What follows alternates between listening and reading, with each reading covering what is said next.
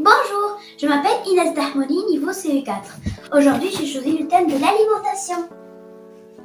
Vu le rôle crucial que joue cette dernière dans la vie de tous les êtres vivants, y compris les humains. Maintenant, je vais vous parler du quoi, pourquoi et comment. Tout d'abord, c'est quoi l'alimentation ? Se nourrir est le fait de manger une alimentation saine et équilibrée qui permet à notre organisme de fonctionner et survivre. Les aliments peuvent être d'origine animale ou végétale, animale comme les œufs, viande, lait, fromage, etc. ou bien d'origine végétale comme les fruits, les légumes, les céréales, etc. Maintenant, on va passer au pourquoi. Pourquoi on se nourrit ?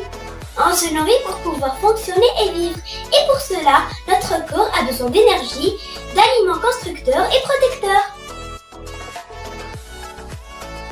Toute alimentation appartient à un groupe d'aliments, à savoir, nous avons premièrement les aliments énergétiques, comme les huiles, les olives, le miel, le blé, les céréales, les sucres, les gâteaux, etc. Deuxièmement, les aliments constructeurs, comme les viandes, poissons, lait, œufs, etc. Troisièmement, les aliments protecteurs, comme les fruits et légumes, sachant qu'il faut en manger au moins 5 fruits et légumes par jour. Comme vous voyez ici, j'ai tracé un tableau contenant les 3 groupes alimentaires. Nous avons premièrement les aliments protecteurs, comme les fruits et les légumes. Deuxièmement, les aliments constructeurs, comme le lait, les produits laitiers, le poisson, les œufs, les viandes, etc. Et troisièmement, les aliments énergétiques, comme le pain, le miel, le gâteau, l'huile d'olive, les pâtes, etc. Ensuite, nous avons l'eau. L'eau est indispensable à notre survie car notre corps est composé de 60 à 70% d'eau et aide dans la digestion.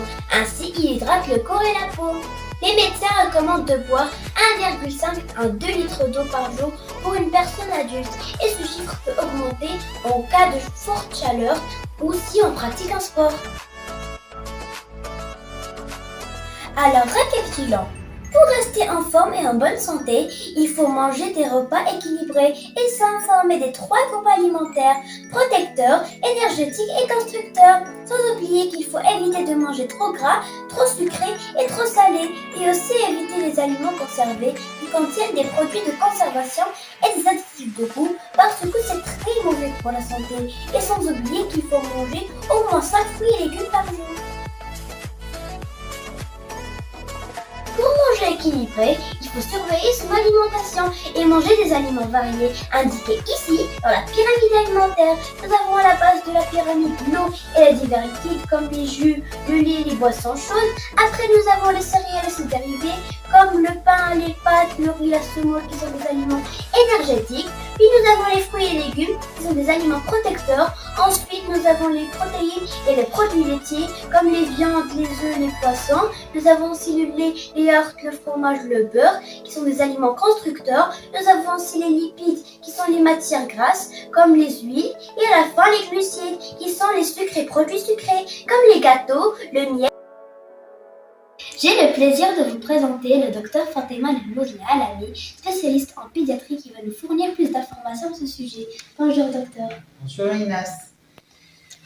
Je vous remercie tout d'abord d'avoir accepté mon invitation et je voudrais vous poser quelques questions si vous le permettez bien sûr.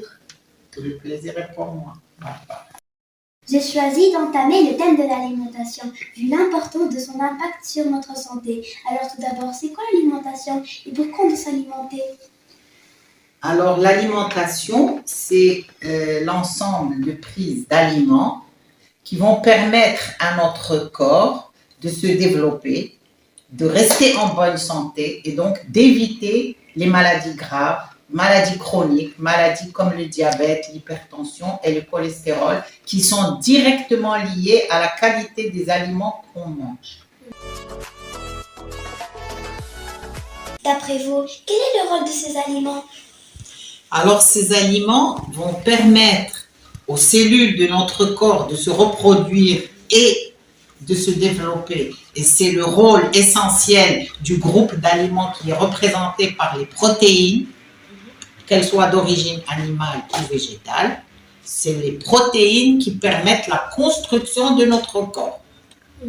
Les familles comme les glucides et les lipides vont nous fournir l'énergie qui est nécessaire et indispensable au fonctionnement de notre corps, essentiellement à la production de chaleur qui est à l'origine de beaucoup de mécanismes qui assurent notre survie.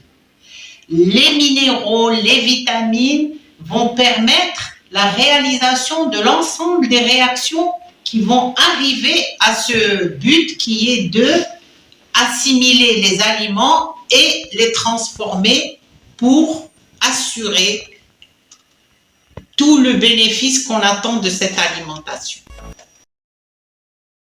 Nous, les enfants, aimons souvent manger les frites, les sandwichs, les gâteaux, les sucreries, les glaces, boire les limonades, etc.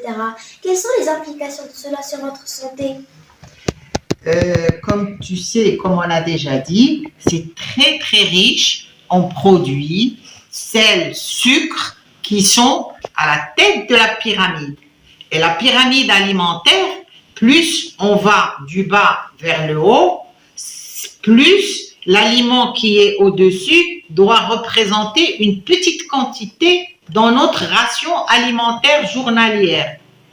Donc, les sucres, les glaces peuvent être consommés, mais en petite quantité et pas tous les jours. On a le droit de se faire plaisir, mais pas trop souvent. Parce qu'il faut éviter les sucres et le sel et les matières trop grasses qui sont à la base de tout mauvais régime. Et il ne faut pas oublier qu'un bon régime, oui, mais il faut intégrer une activité physique dès le plus jeune âge parce que c'est l'activité physique qui va nous permettre de maintenir une balance entre ce que nous ingérons, c'est-à-dire ce que nous prenons comme aliments et comme calories, et ce que nous allons dépenser pour maintenir un équilibre qui sera à la base d'une bonne santé. Je vous remercie infiniment pour votre support, votre disponibilité et vos judicieux conseils, Dr Fatima Nahmoudla Alami. Merci à toi Inès et bonne continuation, bon courage. Et pour conclure, nous avons deux types de repas. Nous avons celui qui est néfaste pour la santé et qui est à éviter. Et nous avons aussi le repas sain et équilibré formé de 3 groupes alimentaires et qui est riche. Je vous remercie de votre attention et j'espère que mon projet vous a plu. Et je voudrais témoigner toute ma gratitude à Dr Alami pour son intervention qui a contribué à alimenter ma réflexion.